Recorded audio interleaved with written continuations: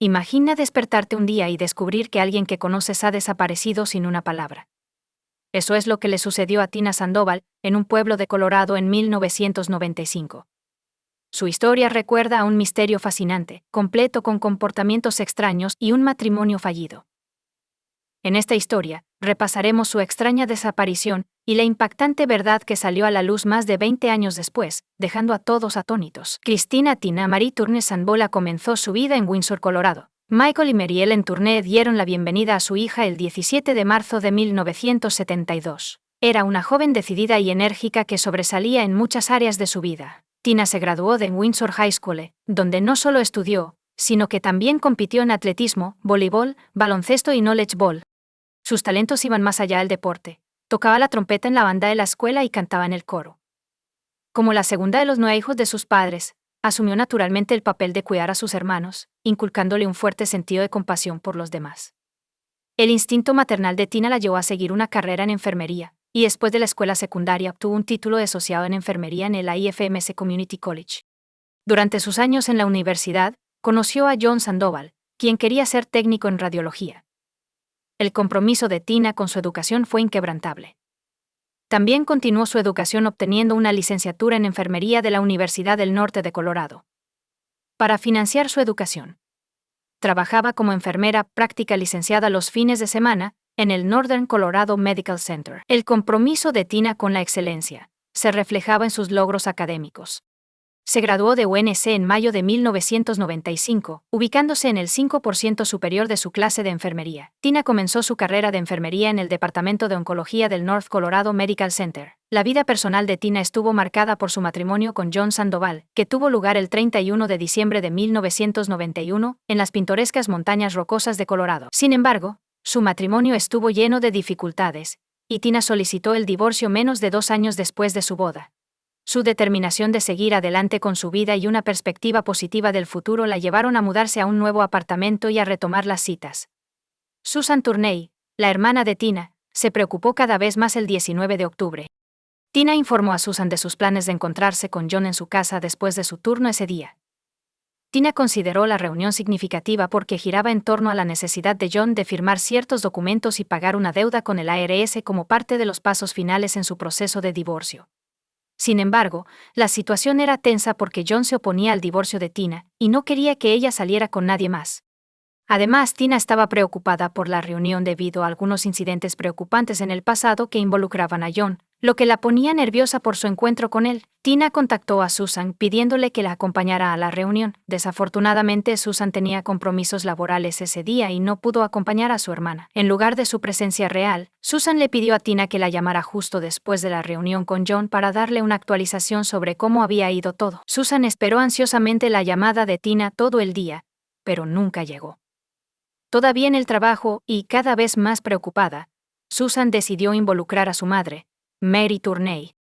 Mary fue al apartamento de Tina para ver cómo estaba, solo para descubrir que no estaba allí. Mary fue a la casa de John, donde vivía con su tía, porque sintió que algo estaba mal. Desafortunadamente, John no estaba en casa en ese momento. La preocupación de Mary creció cuando notó la chaqueta de Tina en la cocina, lo que indicaba que ella había estado allí en algún momento. Temiendo por la seguridad de su hija, Mary informó de inmediato a la policía sobre la desaparición de Tina esa noche. La investigación sobre la desaparición de Tina tomó un giro preocupante a medida que la policía profundizaba en el caso. Cuando llegaron al apartamento de Tina, todo parecía estar en orden, lo cual coincidía con sus expectativas. Tina parecía haber regresado a casa después de un cambio de turno y luego se había ido de nuevo. Dentro del apartamento, se descubrió su uniforme de enfermera, lo que indicaba que ella realmente había estado allí. Sin embargo, un inquietante misterio se cernía porque su coche no aparecía por ningún lado. Y llevó a las autoridades a iniciar una búsqueda en la zona alrededor de las 3 a.m. del 20 de octubre. El coche de Tina fue encontrado estacionado a solo 4 calles de la casa de John. La situación se volvió más siniestra cuando un perro policía rastreó el olor de Tina desde el asiento del conductor de su coche hasta la casa de John. John Sandoval era una figura familiar para las fuerzas del orden, habiendo sido previamente condenado por acoso y robo, lo que resultó en varias interacciones con la policía. Cuando la policía llegó a la casa de John, él intentó huir saltando por la ventana de un dormitorio. Se necesitó restricción física para someterlo y detenerlo. Durante el arresto, se descubrieron rasguños frescos en el torso y el cuello de John. John fue arrestado inicialmente por allanamiento y cargos no relacionados. Sin embargo, la policía sabía que necesitaba interrogarlo sobre la desaparición de Tina. En esta etapa temprana de la investigación, no estaba claro qué cargos específicos se le presentarían en relación con su desaparición. Cuando fue interrogado por la policía sobre Tina, John afirmó no tener conocimiento de su paradero. Se inició una búsqueda en su casa y coche revelando artículos perturbadores. Entre los hallazgos, había un balde blanco de 5 galones y una pala nueva con barro en la hoja. Además, las tarjetas de crédito de Tina fueron descubiertas en posesión de John, así como una pistola de 9 milímetros cargada, cuerda y una linterna encontradas dentro de su vehículo. A pesar de las pruebas acumuladas y la búsqueda de respuestas, John se negó a cooperar con la investigación. La familia y los colegas de Tina proporcionaron a la policía información crucial sobre su estado mental y las razones de su solicitud de divorcio. Revelaron que Tina estaba extremadamente nerviosa por su reunión con John ese día en particular. Dadas sus perturbadoras revelaciones sobre su comportamiento, les explicó a sus compañeros de trabajo que John tenía voyeurismo, un trastorno psicológico que lo llevaba a involucrarse en comportamientos perturbadores. Según Tina, si John veía a una mujer atractiva en público, la seguía hasta su casa y realizaba una observación prolongada que podía durar varios días. Además, él saldría de su casa a medianoche para participar en actividades voyeuristas como espiar a través de las ventanas de las casas de las mujeres. En ocasiones, él entraba en estas casas y se escondía en lugares ocultos, como armarios, para vigilar de cerca a sus víctimas. Tina también reveló que durante estas intrusiones, John robaba la ropa interior de las mujeres y la llevaba a casa. En un detalle especialmente angustiante, Tina le dijo a su familia y colegas que no era inmune al comportamiento voyeurista de John. Él la confirmó que él la había estado observando y describió haber visto su coche estacionado fuera de su nuevo apartamento durante horas, lo que aumentó sus miedos y preocupaciones por su seguridad. Tina había discutido sus preocupaciones sobre John con su familia, lo cual reveló cuando le informó de su intención de solicitar el divorcio. Él respondió con una amenaza inquietante. John había puesto una pistola en su propia cabeza, lo que resultó en una situación aterradora y potencialmente peligrosa. Este inquietante incidente alimentó las preocupaciones de Tina sobre el potencial de su esposo para hacer daño. También le había dicho a su médico que le preocupaba que John pudiera poner en peligro su seguridad. A pesar de estos indicadores profundamente preocupantes y otras pruebas circunstanciales, el fiscal de distrito en ese momento creía que se necesitaban pruebas más concretas para arrestar y acusar a John, y los investigadores enfrentaban obstáculos significativos. La ubicación de Tina seguía siendo desconocida. Las circunstancias que rodearon su desaparición eran inciertas, y ningún testigo pudo arrojar luz sobre la situación. Dada la ocupación de John en un cementerio, y su conocimiento de los procedimientos de entierro, las autoridades realizaron una búsqueda exhaustiva de Tina en una variedad de lugares, incluyendo embalses y bosques. Las fuerzas del orden también llevaron a cabo una búsqueda sombría en varias tumbas de la zona. Las tumbas fueron examinadas cuidadosamente para ver si contenían los restos de Tina. Aunque la investigación fue exhaustiva, ninguno de los esfuerzos produjo pruebas concluyentes. El caso eventualmente se enfrió, dejando numerosas preguntas sin respuesta. El certificado de defunción de Tina fue emitido en 2002 por el estado de Colorado después de que un juez determinara en diciembre de 2001 que había suficiente evidencia para creer que ella estaba fallecida. A pesar del paso del tiempo, la policía mantenía su creencia de que John estaba involucrado en la desaparición de Tina. Había sido un sospechoso desde que se reportó la desaparición de Tina, y eso no había cambiado. Sin embargo, la creencia por sí sola no era suficiente para presentar cargos, principalmente porque el cuerpo de Tina nunca había sido encontrado, dejando un vacío crítico en las pruebas necesarias para una acusación. En junio de 2009, un nuevo fiscal de distrito nombrado para el puesto decidió reexaminar las pruebas, lo que marcó un punto de inflexión significativo en el caso. A pesar de la ausencia de nuevas pruebas, decidió acusar a John Sandoval de asesinato en primer grado. Esta decisión se basó en la creencia de que las pruebas circunstanciales acumuladas con el tiempo eran contundentes y podrían llevar a una condena. Aunque el destino exacto de Tina y la ubicación de sus restos eran desconocidos, John fue acusado oficialmente de asesinato en primer grado. Después de ser acusado, John se declaró no culpable. El caso de la fiscalía giraba en torno a la afirmación de que la salvaje Tina nunca había sido encontrada. Estaban convencidos de que estaba muerta. Después de salir del trabajo en la mañana del 19 de octubre de 1995, todas sus actividades se detuvieron abruptamente. No había habido actividad en sus tarjetas de crédito, cuenta bancaria, licencia de enfermería, ingresos o seguridad social desde esa fecha. Tina no tenía pasaporte, y no había evidencia de que hubiera cambiado su nombre, lo que requeriría una petición legal al tribunal. Tina fue presentada en el tribunal por la Fiscalía como una joven responsable y confiable que asistía al trabajo de manera constante y pagaba sus cuentas a tiempo. Recientemente había firmado un contrato de arrendamiento para un nuevo apartamento, lo que indicaba que no tenía planes de mudarse o empezar de nuevo en otro lugar. Como resultado, la Fiscalía afirmó que la única explicación plausible para su ausencia inexplicada era que había sido víctima de un juego sucio, específicamente un asesinato, y que todas las pruebas apuntaban a su esposo, John Sandoval, como el perpetrador más probable. El caso de la Fiscalía se basaba principalmente en pruebas circunstanciales. Como no había cuerpo ni pruebas físicas que vincularan directamente a John con la desaparición de Tina, estaban preparados para presentar el testimonio de 137 testigos para sustentar su caso, afirmando que John no solo mató a Tina, sino que también deshizo su cuerpo. A lo largo del juicio, el jurado se enteró de las tendencias voyeuristas de John y su patrón de seguir y acosar a mujeres, lo que añadió otra capa de evidencia para que la Fiscalía considerara. La defensa afirmó que John Sandoval no estaba involucrado en la desaparición de Tina y cuestionó si ella estaba realmente muerta, especulando que podría haber dejado la ciudad para comenzar una nueva vida y presentándola como una fugitiva. El jurado, sin embargo, no estuvo de acuerdo con los argumentos de la defensa. Después de 7 horas de deliberación, condenaron a John por el crimen. Como resultado, fue condenado a cadena perpetua sin posibilidad de libertad. Sin embargo, la condena de John fue anulada en marzo de 2016 debido a errores de procedimiento descubiertos por la Corte de Apelaciones de Colorado. Ante un segundo juicio, John aceptó un acuerdo de culpabilidad.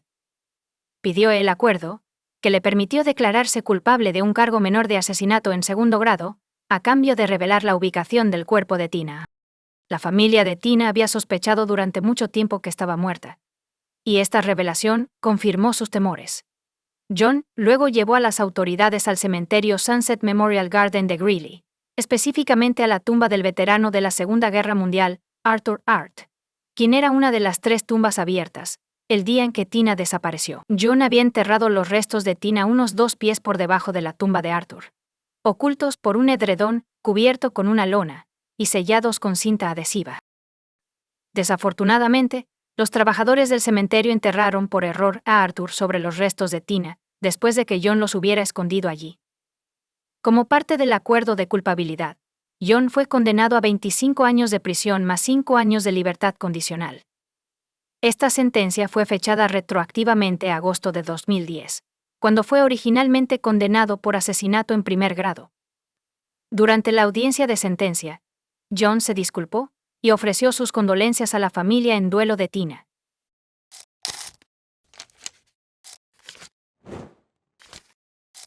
Christine Rossum nació el 25 de octubre de 1975 en Tennessee, pero creció en California y Virginia porque el trabajo de su padre requería que se mudaran con frecuencia. Christine tenía 2 hermanos, y en su adolescencia temprana asistió a un internado solo para chicas, donde comenzó a involucrarse en comportamientos como beber cerveza y fumar cigarrillos. Christine había comenzado a usar metanfetamina cuando tenía 17 años. En 1992. En 1994, se inscribió en una universidad, con la esperanza de liberarse del consumo de sustancias ilegales. Sin embargo, tras una recaída, abandonó y se mudó a San Diego. Su vida cambió en 1995. Cuando conoció a Gregory de Villers, parecía haber superado sus problemas con las sustancias ilegales, y estaba en camino de formar una familia. Christine se casó con Gregory en 1999, después de graduarse con honores de la Universidad Estatal de San Diego, en 1998. Se convirtió en toxicóloga, y trabajó para la oficina del médico forense de la ciudad. A pesar de las dificultades iniciales, parecía que Christine había logrado darle un giro exitoso a su vida, y estaba en un camino positivo. Sin embargo, no todos los finales son felices. Christine Rossum, una mujer de 25 años, hizo una llamada de emergencia al 911 a las 9:22 p.m. del 6 de noviembre de 2000, un lunes, desde su hogar en San Diego, California, ubicada en los Estados Unidos. En su llamada, informó que su esposo de 26 años, Gregory de Villers, no estaba respirando y supuestamente se había suicidado. El despachador de emergencias instruyó a Christine para que realizara RCP, pero a pesar de sus esfuerzos y la llegada de los paramédicos y la policía, Gregory fue declarado muerto. Christine y Gregory solo llevaban casados unos 17 meses. Según la declaración de Christine a la policía esa noche, Gregory parecía somnoliento, lo cual atribuyó a los efectos de un medicamento para el resfriado.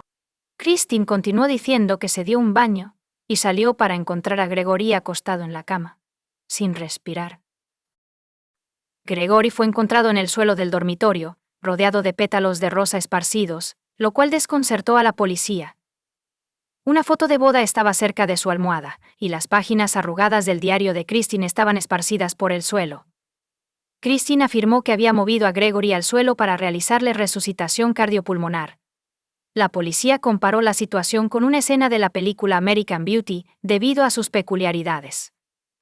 Cuando los paramédicos llegaron por primera vez, Christine les informó que su esposo, Gregory, no había consumido drogas.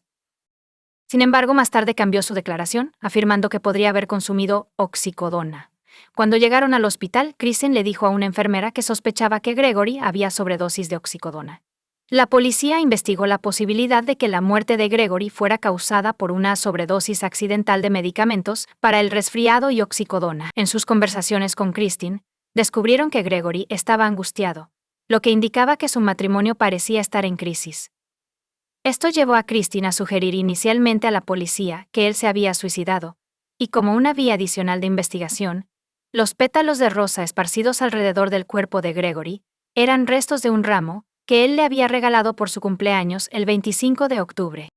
Ella creía que el uso de estos pétalos representaba el fin de su matrimonio, con una rosa sobreviviente como fuente. La familia de Gregory, así como otros presentes la noche en que se descubrió su cuerpo, cuestionaron la idea del suicidio. El 8 de noviembre, uno de los compañeros de trabajo de Christine, Russ Lowe, contactó a la policía, marcando un punto de inflexión significativo en la investigación. Reveló que Christine estaba teniendo una aventura extramatrimonial con su gerente, alterando el curso de la investigación policial. Gregory y yo nos conocimos en 1995 y nos casamos en 1999. Christine, quien anteriormente había luchado con el abuso de metanfetaminas, cambió su vida con la ayuda de Gregory y se graduó con honores en bioquímica. En marzo de 2000, fue contratada como ecóloga tóxica en la oficina del médico forense del condado de San Diego. Mientras tanto, Gregory siguió una carrera en biotecnología. Christine comenzó a trabajar en el OME Michael Robertson, un ciudadano australiano. Asumió como gerente del laboratorio forense, sucediendo a Russ Lowe. Ross, quien había estado desempeñando el papel de gerente interino del laboratorio, había estado en la OME durante mucho tiempo. La decisión de nombrar a Michael para el puesto permanente en lugar de a Russ creó tensión en el laboratorio. La atmósfera se volvió aún más tensa cuando se reveló a los empleados que Christine y Michael, ambos casados, estaban teniendo una aventura extramatrimonial. En octubre de 2000, algunos empleados expresaron su preocupación por la posibilidad de que Christine recibiera un trato preferencial. Christine reanudó su consumo de metanfetamina unos meses después de las revelaciones. Las investigaciones policiales revelaron que el 2 de noviembre de 2000, solo 4 días antes de que Gregory fuera encontrado muerto, él confrontó a Christine sobre su uso de sustancias prohibidas y sus sospechas sobre su affair. Gregory insistió en su renuncia de la OME, amenazando con revelar su uso de sustancias prohibidas y el romance a su empleador si ella se negaba. Tras la muerte de Gregory, se realizó una autopsia, que incluyó pruebas de toxicología.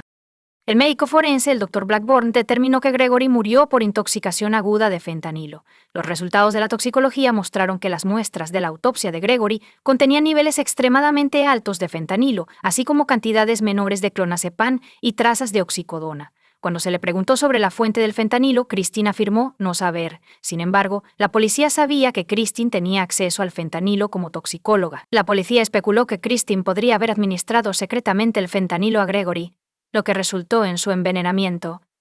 desarrollaron un caso basado en pruebas médicas y toxicológicas. Christine fue acusada de asesinato en primer grado y se declaró no culpable. Durante el juicio, los padres de Christine, Ralph Rossum y Claremont McKenna, hipotecaron su casa para asegurar su fianza de $1.250.000 con 0 centavos. Sin embargo, su compromiso financiero les impidió contratar a un abogado privado. Como resultado, el tribunal designó un defensor público para representar a Christine, y la fiscalía alegó que Christine asesinó a Gregory porque él amenazó con revelar su uso de sustancias ilegales y su relación con Michael Robertson, a su empleador.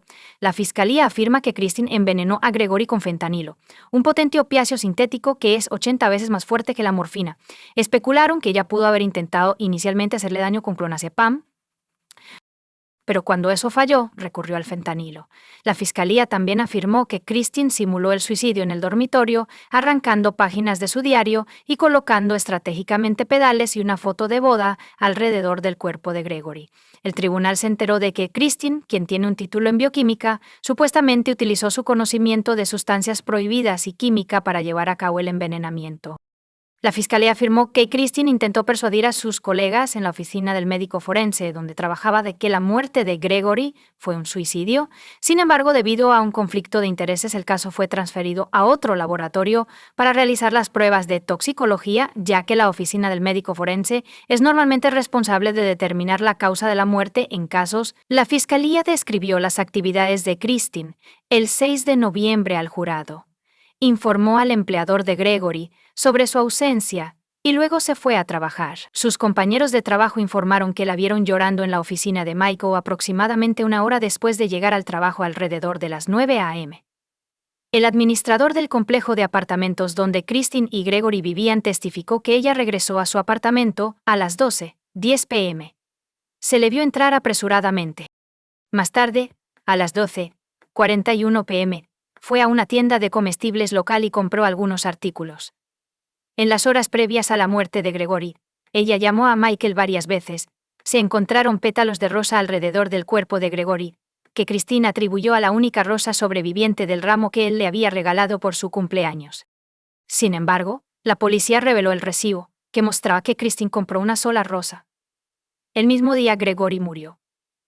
El tribunal se enteró de la muerte de Gregory y de los niveles elevados de fentanilo encontrados en la muestra analizada. El Dr. Brian Blackburn, el médico forense del condado de San Diego que realizó la autopsia de Gregory, testificó que Gregory había estado muerto durante al menos una hora antes de que llegaran los paramédicos. El Dr. Blackburn le dijo al tribunal que Gregory tenía neumonía broncoaspirativa temprana, que ocurre cuando los procesos normales de respiración no logran eliminar las secreciones acumuladas en los pulmones debido a la inconsciencia o la respiración superficial. Además, el Dr. Blackburn reveló que la vejiga de Gregory contenía una gran cantidad de orina. Si Gregory hubiera estado consciente, habría encontrado esta condición incómoda. Como resultado, el Dr. Blackburn concluyó que la respiración de Gregory había sido inadecuada durante 6 a 12 horas antes de su muerte. Durante su testimonio, el Dr. Blackburn aclaró que la cantidad de clonazepam descubierta en la sangre de Gregory no constituía una sobredosis y se consideraba no fatal según los estándares médicos. Se informó al tribunal que la presencia de fentanilo, particularmente a niveles tan altos, era poco común, y la oficina del médico forense rara vez lo incluye en las pruebas de rutina. Sin embargo, debido a un conflicto de intereses, las muestras fueron enviadas a Pacific Toxicology, que realizó pruebas específicas de fentanilo. Apoyo a la acusación, el Dr. Theodore Stanley testificó. El Dr. Stanley explicó que el fentanilo es un analgésico potente y de acción rápida, enfatizando un efecto secundario grave: la posibilidad de insuficiencia respiratoria, que hace que una persona deje de respirar. El Dr. Stanley testificó que la velocidad a la que el fentanilo hace efecto depende de cómo se administre. El efecto máximo ocurre aproximadamente 16 horas después de aplicar un parche transdérmico, de 20 a 30 minutos después de la ingestión oral, de 15 a 20 minutos después de la inyección intramuscular y 5 minutos después de la inyección intravenosa.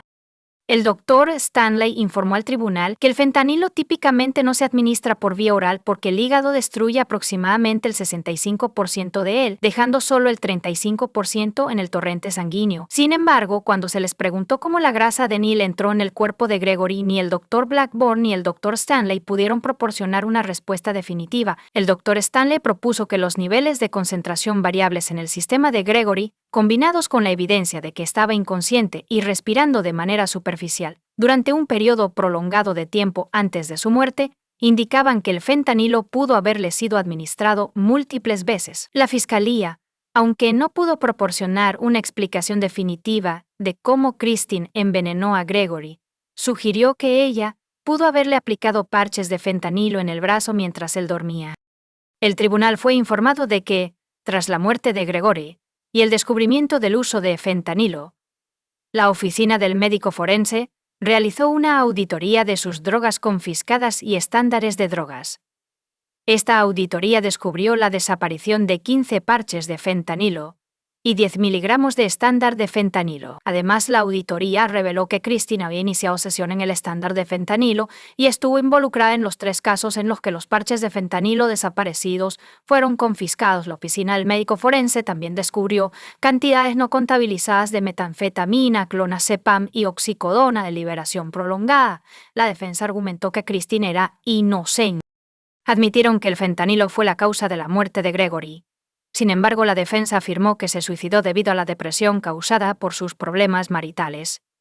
Durante el juicio, Christine testificó por sí misma. Ella le dijo al tribunal que cuando se despertó el 6 de noviembre, Gregory parecía desorientado. A las 7:42 am, notificó a su empleador sobre su enfermedad y ausencia del trabajo. Christine declaró que fue a trabajar y luego regresó a casa para ver cómo estaba Gregory. Almorzaron juntos después del mediodía. Según el testimonio de Christine, ella preguntó sobre el estado anterior de Gregory, y él admitió haber tomado algo de su oxicodona y clonazepam. Después del almuerzo, él volvió a la cama y ella volvió al trabajo. Saliendo a las 2:30 p.m. regresó al apartamento, se reunió con Michael y luego volvió alrededor de las 5 p.m. Salió de nuevo a las 6:30 p.m. para hacer diligencias. Christine afirmó que regresó a las 8 p.m. y me dio un baño. Christine testificó que entró al baño creyendo que Gregory estaba dormido, solo para descubrir que no estaba respirando cuando salió. En ese momento, marcó el 911. Durante el contrainterrogatorio, el fiscal caracterizó el relato de Christine como extraño. Ella admitió haber mentido anteriormente, incluyendo sobre su uso de sustancias prohibidas. El fiscal enfatizó que el fentanilo, que es difícil de detectar, era un veneno ideal. Christine, quien estuvo expuesta a tales sustancias a través de su trabajo, las conocía bien. A pesar del testimonio del Dr. Blackburn de que los niveles de clonus en la sangre de Gregory no eran mortales, la defensa argumentó que la combinación de oxicodona y clonazepam podría tener un efecto sinérgico, aumentando su potencia. Sin embargo, esta explicación no respondió a la pregunta de cómo se consumió el fentanilo o por qué se encontraron niveles tan altos. Después de 8 horas de deliberación, el jurado condenó a Christine por asesinato en primer grado y asesinato en circunstancias especiales debido al uso de veneno. Posteriormente, fue condenada a cadena perpetua, sin posibilidad de libertad condicional.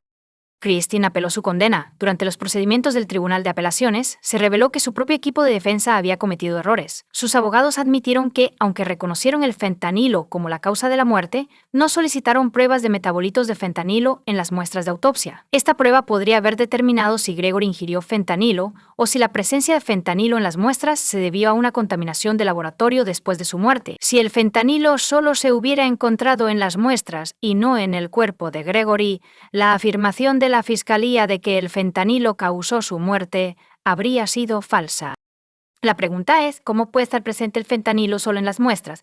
A riesgo de contaminación en el laboratorio si la oficina del médico forense envía las muestras a otro laboratorio para su análisis. El Tribunal de Apelaciones descubrió que hubo una ruptura en la cadena de custodia de las muestras. El Tribunal de Apelaciones descubrió que las muestras designadas como especímenes extraídos del cuerpo de Gregory se almacenaron en una caja de cartón sin sellar. El procedimiento previsto era el transporte inmediato a la oficina del sheriff, seguido de la transferencia a un laboratorio externo. Sin embargo, debido a que el destinatario designado no estaba disponible en la oficina del sheriff, La caja que contenía las muestras se guardó en la oficina del médico forense.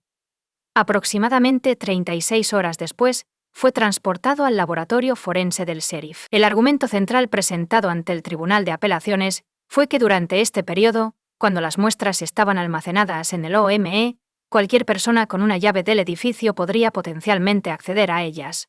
Esto planteó la posibilidad de que el fentanilo se hubiera añadido a las muestras póstumamente, lo que pone en duda la teoría de que el fentanilo causó la muerte de Gregory. Christine argumentó que había un motivo para contaminar las muestras y enmarcarla por asesinato, citando relaciones personales y tensiones entre los empleados de OME.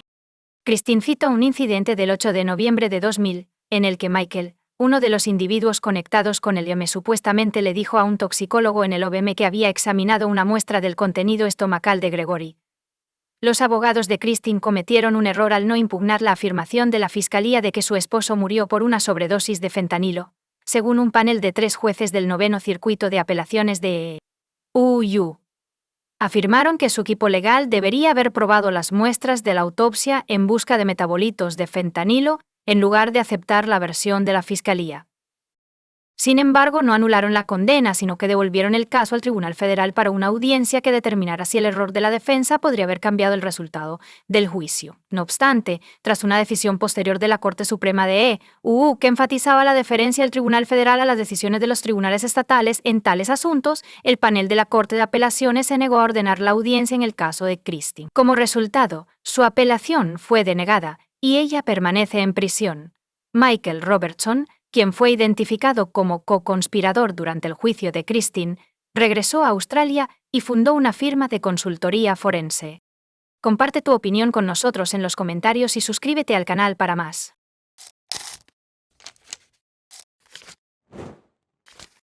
Hola chicos, bienvenidos a mi canal y hoy vamos a echar un vistazo a otro caso horrible con ustedes. En este video hablaremos sobre una historia que ocurrió en Inglaterra. El domingo 14 de noviembre de 2021, las cámaras de vigilancia captaron a Alexandra Morgan, de 34 años, en una gasolinera cerca de Cranbrook, Kent. Nadie la ha visto desde entonces. 4 días después, sus padres denunciaron su desaparición a la policía. La investigación reveló muchos secretos que se esperaba que permanecieran ocultos. La verdad resultó ser mucho más aterradora de lo que cualquiera podría haber anticipado. Alexandra Morgan, como la conocían sus amigos y familiares, era una madre soltera con 2 hijos de 4 y 11 años. Vivían en Wellesley, Cranbrook y Kent. No mantenía relaciones con los padres de sus hijos. No fue fácil para ella criarlos sola. Según algunas fuentes, Alexandra era peluquera de perros. La gente la describía como una mujer dinámica y ambiciosa que quería que sus hijos tuvieran todo lo que necesitaban. Quería una vida mejor para ellos y tomó varias medidas para lograrlo. Alexandra organizó una reunión con sus padres el 13 de noviembre de 2021. Dejó a sus 2 hijos con ellos, alegando que se iba de vacaciones a un spa con amigos. Dijo que volvería en 3 días. Los padres de Alexandra se preocuparon el 17 de noviembre, cuando no fue a recoger a sus hijos. No respondió a ninguna llamada ni mensaje de texto. No era propio de ella. Después de varios intentos fallidos de localizar a su hija desaparecida, los padres se vieron obligados a contactar a la policía. La policía de Kent dijo que la desaparición de Alexandra Morgan era sospechosa, por lo que la investigaron como un posible delito. Al comienzo de la investigación, la policía intentó determinar a qué spa planeaba visitar Alexandra. Les dijo a sus padres que iba con amigos y la policía quería saber quiénes eran. En ese momento, los investigadores no tenían idea de lo que enfrentarían mientras buscaban a Alexandra. Mientras buscaban a la mujer, la policía obtuvo grabaciones de video de una gasolinera en Cranbrook. Ese fue el último lugar donde alguien la vio. Su Mini Cooper blanco fue la clave para determinar su ubicación. El 14 de noviembre, repostó su coche, compró algunos artículos y se fue. A primera vista, no hay nada inusual en este video. Rose Macaulay, la gerente de la gasolinera que ha sido amiga de Alexandra durante 17 años, estuvo presente cuando ella compró 10 libras de gasolina y pidió un café y un bocadillo en la mañana de su desaparición. Rose cree que nadie sabe qué le pasó o a dónde fue. Su coche no ha sido visto desde entonces. lo cual es un completo misterio. Mi amigo y yo buscamos por Hastings pero no encontramos nada. Alex nunca se siente avergonzada. Así que no creo que tenga miedo de volver a casa. Solo espero que no le haya pasado nada malo. Solo espero que esté bien y aparezca. Es muy preocupante. Alex llegó ese domingo muy bien vestida, con el rostro completamente maquillado, el cabello arreglado y ropa bonita. Estaba más arreglada de lo que la había visto antes, y llegó inusualmente temprano por la mañana. Alex parecía estar de buen humor sonriendo mientras entrevistaba a los amigos de Alexandra. Los detectives descubrieron que en 2018 ella publicó información en las redes sociales sobre un acosador que la seguía a cada paso. En otra publicación de 2019 compartió una imagen con las palabras «Hola, acosador». Alexandra escribió: «Dejen de acosar mi página, queridos. Es bastante triste. No solo eso, sino que lo estás dejando más claro cada día, ya que ni siquiera somos amigos en Facebook. No hay nada que ver aquí, amigo, a menos que continúes. Oh, por favor, comparte tus travesuras para que todos las vean. Que tengas un hermoso día». Los investigadores ahora estaban averiguando si estos mensajes tenían algo que ver con su desaparición. Según un portavoz de la policía, la falta de contacto de Alexandra con su familia es completamente fuera de su carácter, y el caso ahora se está investigando como un posible asesinato. Mientras llevamos a cabo nuestra investigación, insto a cualquier persona que haya visto a Alexandra o su Mini Cooper blanco con techo negro a que se ponga en contacto con nosotros. Si cree que vio a Alexandria o algo sospechoso pero no está seguro, por favor, llame y háganoslo saber. Alexandra fue descrita como una mujer delgada con cabello castaño hasta los hombros y una altura de aproximadamente 5 pies y 6 pulgadas. La última vez que fue vista, llevaba un abrigo acolchado verde hasta las rodillas, una blusa negra, jeans azules rasgados, botas negras hasta la rodilla y un collar de plata. Las personas pueden desaparecer sin dejar ningún rastro ni pista para la policía. Muchos casos de personas desaparecidas permanecen sin resolver, pero esta vez las cosas fueron diferentes. Alexandra Morgan dejó un rastro digital que eventualmente llevó a la policía a descubrir lo que le sucedió. Además, reveló información impactante. Alexandra esperaba mejorar su situación financiera. Para lograrlo, comenzó a trabajar como escort y anunció sus servicios en Internet. Sin embargo, su familia y amigos no lo sabían. Las mujeres que trabajan como escorts están entre los grupos más vulnerables de la sociedad. Todos, incluida la policía, son conscientes de esto. Nunca saben quién será su próximo cliente. Una persona común, que por cualquier razón ha decidido pagar por tales servicios, o un maníaco en busca de una víctima. Los investigadores descubrieron que Alexandra había programado una reunión con su cliente habitual antes de su desaparición. Arrestaron a este hombre. Al mismo tiempo, la declaración del representante de la policía dejó claro que Alexandra había muerto. Según un portavoz de la policía de Kent, los detectives de la Dirección de Delitos Graves de Kent y Essex están investigando la desaparición de una mujer de Sissinghurst y arrestaron a un hombre el jueves 25 de noviembre de 2021. Un hombre de 40 años, de Leonards-on-Sea, ha sido arrestado bajo sospecha de asesinato. Los oficiales de la policía de Kent, con la asistencia de la policía de Sussex, están realizando búsquedas en 3 lugares en Hastings y Leonards-on-Sea, como parte de sus esfuerzos para localizar a Alexandria.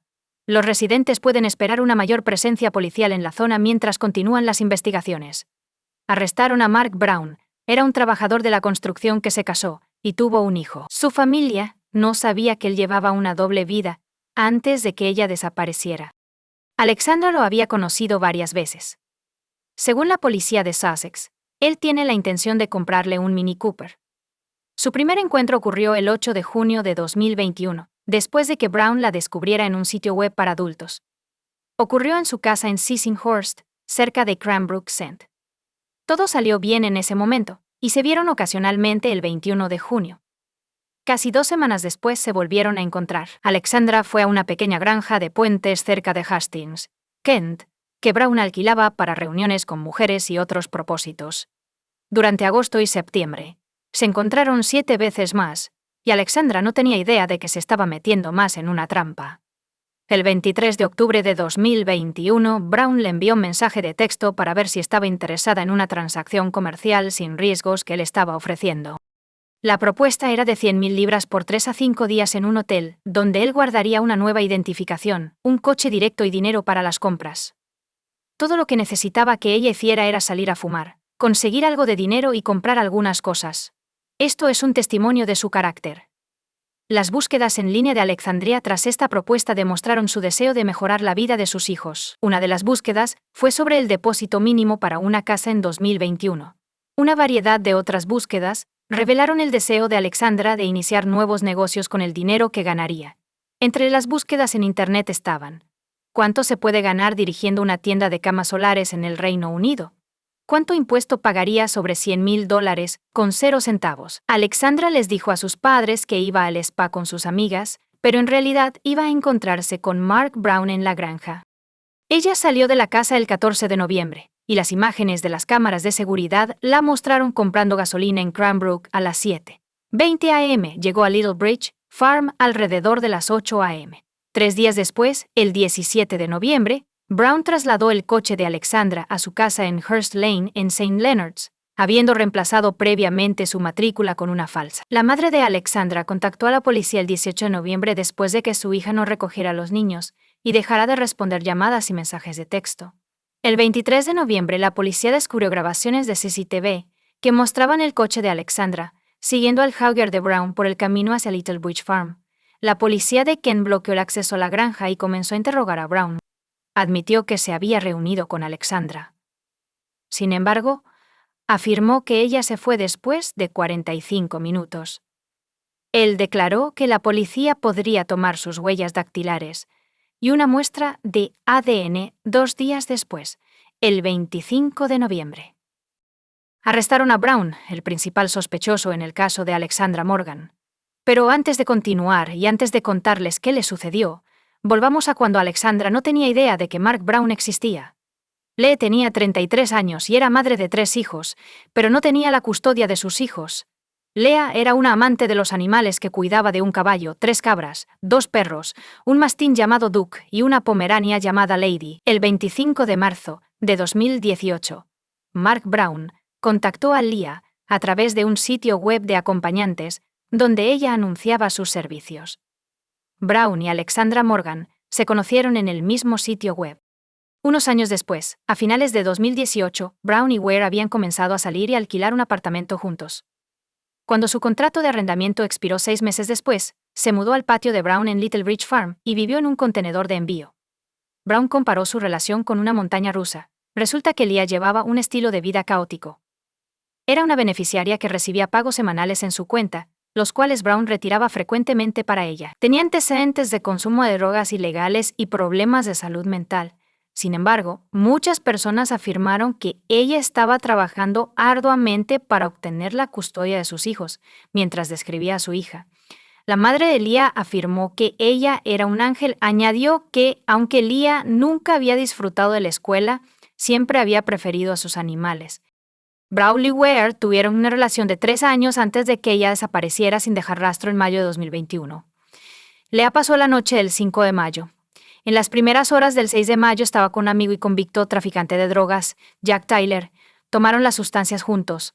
Esa noche tuvieron una relación íntima. Esta fue la última vez que alguien vio a Leah. Su última llamada saliente fue el 7 de mayo a las 8:45 a.m. La policía creyó que murió ese día. 2 semanas después, Mark Brown regresó al sitio web y conoció a Leah el 8 de junio de 2021. Un mes después, desapareció sin dejar rastro. Alexandria conoció a Brown por primera vez en su casa. La reunión fue bien. Ella consideraba a Brown como un hombre razonable y generoso. Pero Alexandria no tenía idea de que solo un mes antes, otra mujer en una relación con Brown había desaparecido sin dejar rastro. Durante la investigación, los detectives descubrieron mensajes extremadamente reveladores enviados por Brown. Se los envió a su novia de la escuela secundaria 5 días después de conocer a Alexandra Morgan. Sin embargo, los mensajes no eran sobre Alexandria. Estaban hablando de Lee. Esto es lo que dijeron. Tendré mucho cuidado con cómo lo digo. Volvió a suceder, no hace mucho, mientras deshacía de algo. Es una tarea extremadamente desagradable. Un viejo barril de aceite, 5 litros de diésel, y no queda mucho. Se calienta extremadamente y brilla casi blanco. Mi corazón, mente y alma están pesados con las consecuencias de mis acciones. Soy un psicópata con conciencia. Es una broma en realidad. Así los investigadores comenzaron a sospechar de la muerte de Alexandra Morgan, y más aterrador aún, que ella no era la única víctima de Mark Brown.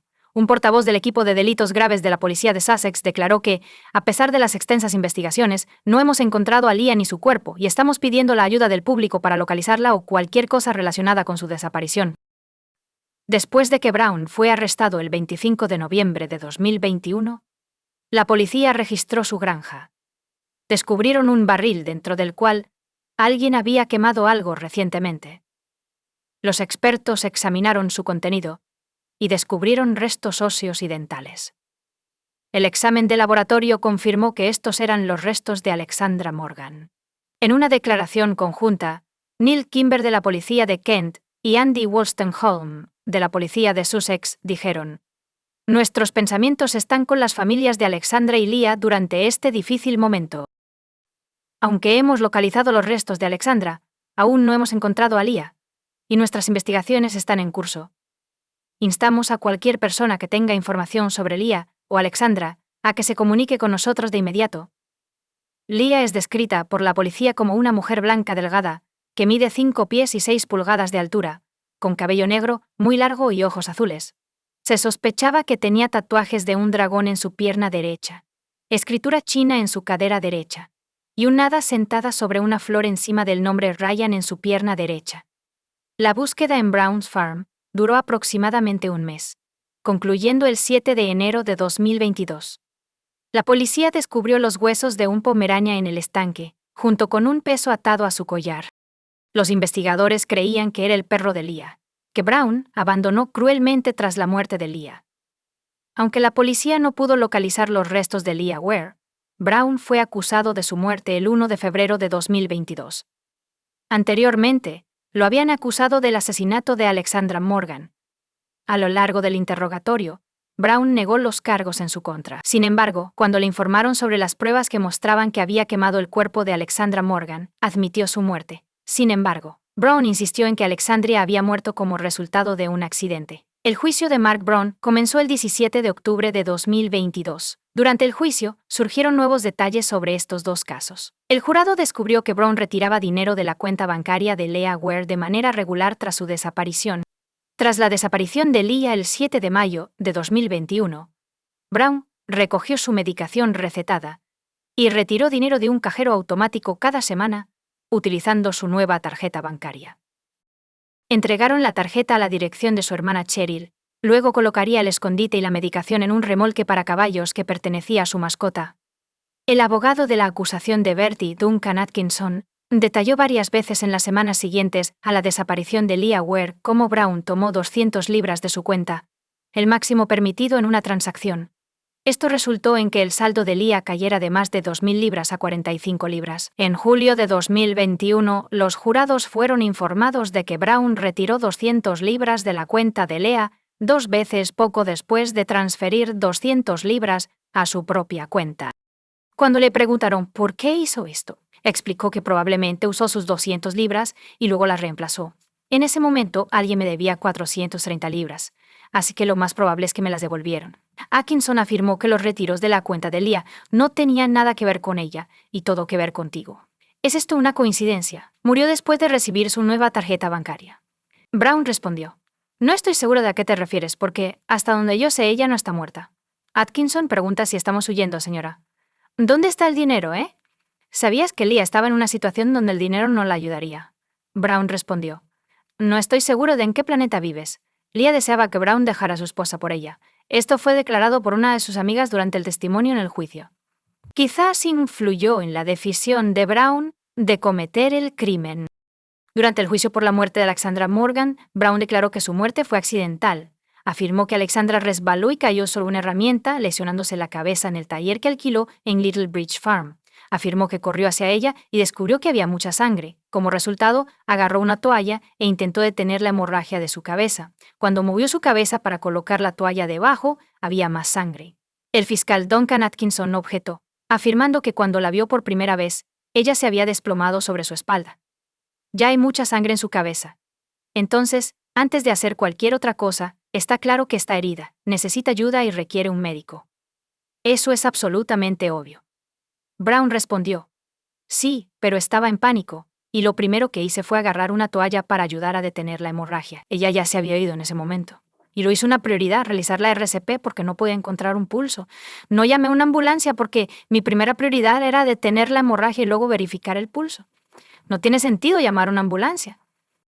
Si no llegara a tiempo, la primera prioridad es detener la hemorragia. Brown declaró que estaba seguro de que Alexandra Morgan había muerto después de realizarle RCP y sostener un espejo frente a su boca y nariz para comprobar si respiraba. En los 5 minutos siguientes, usó sudaderas para evitar que la sangre fluyera por debajo de la puerta del taller, salió a vomitar y tomó su teléfono del coche o del bolsillo de la chaqueta para llamar a los servicios de emergencia. Luego decidió encubrirlo, diciendo que envolvió a Alex en un saco de dormir y le puso una toalla alrededor de la cabeza para evitar que saliera más sangre. Tenía a una escort muerta en el suelo de mi taller. ¿Cómo se vería? ¿Cómo podría probar que tuvo un accidente? Fue una tontería. Fue el peor error que había cometido en mi vida. Brown luego decidió deshacerse del cuerpo de Alexander con un incinerador que había construido con un viejo tambor de aceite a principios de ese año y que usaba regularmente para quemar desechos. Dijo que había oído leyendas urbanas sobre personas quemando cuerpos, y no quería que nadie encontrara un cuerpo tirado en algún lugar. Así, Brown afirmó que no tenía nada que ver con la desaparición de Lee y creía que ella seguía viva. La muerte de Alexandra supuestamente fue accidental. Sin embargo, durante el juicio, el tribunal escuchó el testimonio del jefe de Brown, Alan Downs. El hombre afirmó que Brown le advirtió que la policía podría ir a buscarlo y arrestarlo. La conversación tuvo lugar el 24 de noviembre. Cuando Downs preguntó por qué la policía podría arrestarlo, Brown dijo que era un doble asesinato, y este fue un punto crítico. Con esta respuesta, Brown insinuó que Lee había muerto y que Alexandra Morgan no había muerto en un accidente. Sin embargo, Brown negó haber utilizado tal lenguaje. Él respondió: «No, dije que me iba a ir por 25 años. No estoy seguro de dónde sacó el doble. Dije que sería arrestado por un asesinato. No dije doble». Cuando le preguntaron a quién había matado, Atkinson respondió: «¿Quién?». La respuesta debería haber sido nadie. Brown respondió: «La respuesta debería haber sido sí.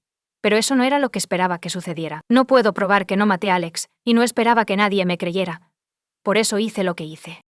Ambas eran madres e hijas, entre otras cosas, para sus familias y amigos, y murieron en las circunstancias más trágicas. Ambas cayeron en las garras de un maníaco. Abandonaron a los niños y arruinaron a las familias. A lo largo del juicio por asesinato en el Tribunal de la Corona de Hobb, los jurados conocieron las vidas de Leah Ware y Alex Morgan, incluyendo su crianza, hijos y relaciones, trabajo y pasiones. Los jurados también escucharon intentos de cambiar sus nombres de marrona, como lo expresó el fiscal negro, creando una imagen falsa de las mujeres. La gente debería recordar a Lee y Alex Morgan por sonreír y disfrutar de la vida. Ambos merecen ser recordados por sus seres queridos por sus muchas cualidades. El 1 de diciembre de 2022, un jurado de 10 hombres y 2 mujeres condenó a Brown, de 41 años, en todos los cargos. El juez Nicholas Hilliard declaró que este es claramente un caso grave, con consecuencias devastadoras para las familias de las víctimas. Declaró que el tribunal condenaría a Brown a cadena perpetua, y tendría que decidir sobre el mínimo de la pena de prisión o si alguna vez sería elegible para la libertad condicional. El juez también declaró que si Brown decidía revelar lo que hizo con el cuerpo de Leah Ware, lo consideraría durante la sentencia. Sin embargo, Brown dejó pasar esta oportunidad. Antes de que el juez dictara su sentencia, Rebecca Martin, la madre de Leah Ware, pronunció una declaración de impacto de la víctima. Ella afirmó que Brown está continuando su tortura sádica en nuestras vidas familiares al negarse a contarnos lo que le sucedió. Ella murió porque Mark Brown buscó satisfacer sus deseos depravados. Dominaba y manipulaba cada aspecto de su existencia. Cuando se cansó, la desechó como si fuera una basura.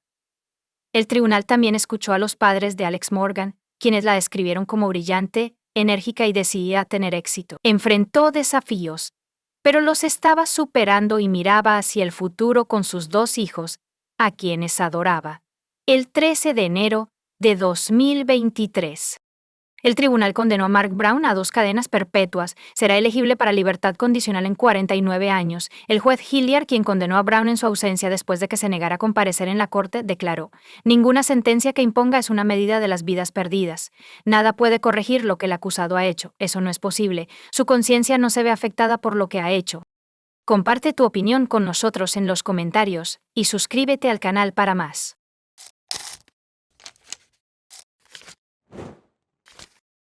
Hola chicos, bienvenidos a mi canal y hoy vamos a echar un vistazo a otro caso horrible con ustedes. La traición de un ser querido siempre nos sorprende, porque por eso consideramos a las personas cercanas cuando confiamos plenamente en ellas y no esperamos que nos apuñalen por la espalda. Sin embargo, los criminólogos saben que, en caso de asesinato brutal, el culpable debe buscarse, ante todo, entre las personas del entorno inmediato de la víctima. ¿Qué pasa si el plan no pudo completarse? La víctima no puede testificar debido a su grave estado, y el perpetrador está tratando desesperadamente de averiguar cómo cubrir sus huellas sin levantar sospechas. Me recuerda a la trama de un thriller. Desafortunadamente, esta historia ocurrió hace unos años en la vida real. Wang Nan, una mujer china embarazada, estuvo involucrada en uno de los incidentes más notorios de Tailandia. El perpetrador intentó deshacerse de su esposa y de uno de los parques nacionales, retratando el incidente como un trágico accidente. Sin embargo, parece que la naturaleza intervino para evitar que la joven y su hijo fueran asesinados. Cuando se expuso la verdad, literalmente sorprendió a los detectives que investigaban el caso, así como a los médicos que salvaron la vida de la víctima, porque estaban seguros de que el esposo estaba profundamente preocupado por su esposa e hijo. Pero aún más impactante fue la motivación detrás de un acto tan atroz y cruel. Cabe señalar que esta situación no es única. Y, aproximadamente al mismo tiempo en Tailandia, otra pareja de China tuvo una historia similar, pero el hombre pudo poner fin al plan. Pero vayamos todo en orden. La historia de Wang Nan. Wang Nan nació en Nanjing, una gran metrópoli y antigua capital de China, en 1987. Creció en una familia relativamente acomodada, y sus padres se esfuerzan por brindarle a su hija la mejor educación posible mientras también fomentan el desarrollo de sus talentos y potencial. La niña sobresalía en la escuela y le resultaba particularmente fácil aprender las ciencias exactas. Wang Nan se inscribió en una universidad prestigiosa después de graduarse, donde estudió los fundamentos de los negocios y las finanzas mientras también aprendía varios idiomas extranjeros. Después de recibir su diploma, la chica consiguió un puesto en una gran agencia de viajes, donde se estableció como una empleada valiosa, responsable y altamente motivada. Avanzó rápidamente en su carrera y fue trasladada a Tailandia, donde supervisó el desarrollo de una nueva sucursal. Nan trabajó como alta directiva durante unos años antes de dejar la agencia de viajes para iniciar su propio negocio. Abrió un restaurante que servía cocina nacional china y tuvo tanto éxito que su idea se expandió rápidamente en una pequeña pero popular cadena en Bangkok. Yu Xiaodong Wang era una joven emprendedora exitosa que dirigía y desarrollaba el negocio con competencia. Sin embargo, para avanzar en su carrera, sacrificó por completo su vida personal. La joven recordó más tarde que su relación romántica más reciente ocurrió mientras todavía era estudiante. Sin embargo, al comenzar su actividad laboral, simplemente no tenía tiempo para salir con citas debido a su empleo a tiempo completo. Wang Nan no estaba demasiado preocupada por su soledad, aunque ya tenía casi 30 años. Estaba constantemente ocupada, corriendo de un lado a otro y trabajando incansablemente. Aunque había vivido en Tailandia durante mucho tiempo y dominaba bien el idioma, decidió mejorar sus habilidades y se inscribió en cursos adicionales de tailandés. En el centro de formación, Wang se encontró por casualidad con un joven llamado Hugh, quien la miró fijamente durante unos minutos antes de acercarse a ella en su idioma nativo. Hablaron brevemente, y el hombre le preguntó a Nan por qué estaba estudiando el idioma, a lo que ella respondió que era necesario para el desarrollo de su negocio.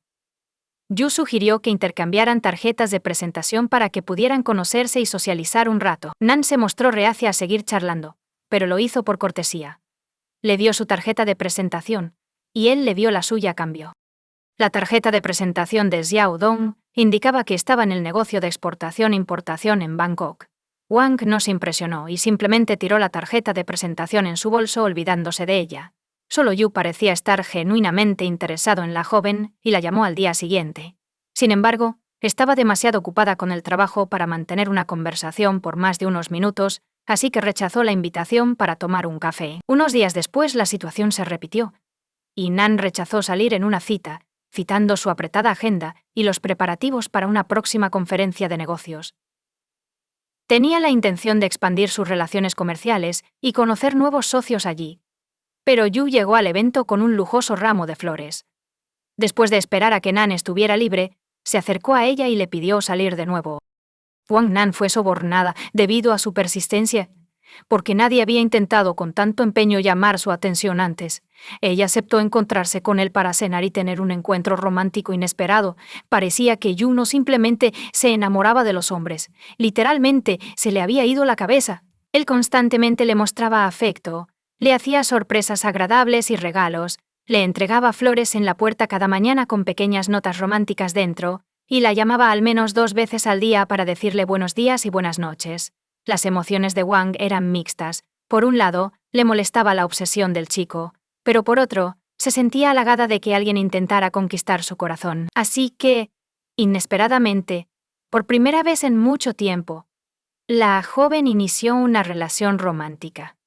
Su novio no solo la cortejó de manera hermosa, sino que también intentó ser perfecto en todos los aspectos. Compartía sus intereses y puntos de vista sobre una variedad de temas, aprendió a cocinar los platos favoritos de Wang, intentó diversificar su tiempo libre comprando entradas para varios eventos, y siempre estaba dispuesto a ayudarla en el trabajo. Y en casa, a la primera petición, Wang Nan no podía creer lo feliz que estaba. Le parecía que esto solo sucede en las películas, pero en realidad le estaba sucediendo a ella, excepto que Yu tenía demasiada prisa. Solo llevaban unos meses saliendo, pero él ya estaba planeando una boda y nombrando a sus futuros hijos. Wang se sentía ligeramente avergonzado por este tipo de conversación, pero en momentos como este, Yu comenzaba a hablar sobre cómo ambos estaban en sus 30 años y que era hora de formar una familia, una boda sin anillos ni velos. El hombre no tenía idea de cómo comportarse, ni de cómo responder al comportamiento de su pretendiente. Se dio cuenta de que Yu tenía razón sobre su edad, pero aún cuestionaba si él era la persona adecuada para casarse. Un día, después de otra conversación sincera, Yu le prometió a Nan que demostraría su amor por ella. Esa misma noche, después de haber regresado a casa, el hombre enamorado le envió a su novia una larga y conmovedora carta llena de ternura. Le confesó su amor y prometió ser el mejor esposo y padre para sus hijos. Wang se despertó y encontró al pretendiente en su puerta, sosteniendo un ramo de flores. Xia Choudong declaró que nunca había sido más serio acerca de sus intenciones, y que estaba listo para casarse con ella en ese mismo momento. Nan Kofod dijo que el juzgado no abriría hasta dentro de 1 hora y media, así que Yu se ofreció a ir allí de inmediato. Y si la puerta estaba abierta, registrarían el matrimonio de inmediato. Wang aceptó la empresa, sabiendo que la oficina gubernamental estaría cerrada. Para su sorpresa, la puerta se abrió, y el funcionario autorizado para registrar uniones ya estaba sentado en su escritorio. Yu había organizado todo con anticipación, solicitando que se hiciera una excepción para que él y su novia pudieran casarse temprano en la mañana. Era una boda inusual, sin invitados, sin anillos, sin vestido o velo y sin fotografías memorables. Wang Nan no podía quitarse de la cabeza la sospecha de que todo esto era una mentira, porque ni siquiera le presentó al elegido a su madre, con quien siempre habían estado muy unidas. Cuando recuperó la conciencia, se encontró sosteniendo un certificado de matrimonio. A su lado estaba un esposo feliz y recién casado. Un trágico accidente ocurrió en junio de 2019. Cuando Wang tenía 3 meses de embarazo, su esposo la convenció de planear unas vacaciones y un viaje corto, argumentando que no podrían viajar durante mucho tiempo después de que naciera el bebé. Nan accedió de mala gana, y eligieron la Reserva Nacional de Tailandia, conocida por sus pintorescos bosques y sus únicas pinturas rupestres, que se estima tienen decenas de miles de años de antigüedad. Pero en la mañana del 9 de junio, la tragedia golpeó. Wang Nan cayó desde una altura de 111 pies mientras la pareja estaba en uno de los miradores admirando el amanecer. Cuando los rescatistas llegaron al lugar, un Yu lloroso corrió hacia ellos y les suplicó que salvaran a su esposa y al bebé que llevaba. El hombre afirmó que estaban disfrutando de los primeros rayos del sol naciente cuando su esposa se sintió mal. Ella dio un paso al lado, pero se mareó y cayó antes de que él pudiera recogerla. La joven había caído desde el 10º piso. Tenía múltiples fracturas abiertas, y la situación parecía desesperada. Nan de repente gimió y abrió los ojos. Su esposo dejó de llorar y lamentarse abruptamente, y una expresión de horror cruzó su rostro. Sin embargo, rápidamente se recompuso, agradeció en voz alta al Todopoderoso que su amada siguiera viva, y luego se inclinó hacia su oído y susurró algo sobre la inestable vida familiar china antes de abordar los eventos de ese trágico día. Volvamos 6 meses atrás y veamos cómo era la vida familiar de la pareja. Wang se arrepintió de su matrimonio casi inmediatamente después de que se registrara. Pero al principio, ella esperaba que Yu fuera un buen esposo, un apoyo confiable y un hombre en quien confiar. Desafortunadamente, sus esperanzas no se cumplieron.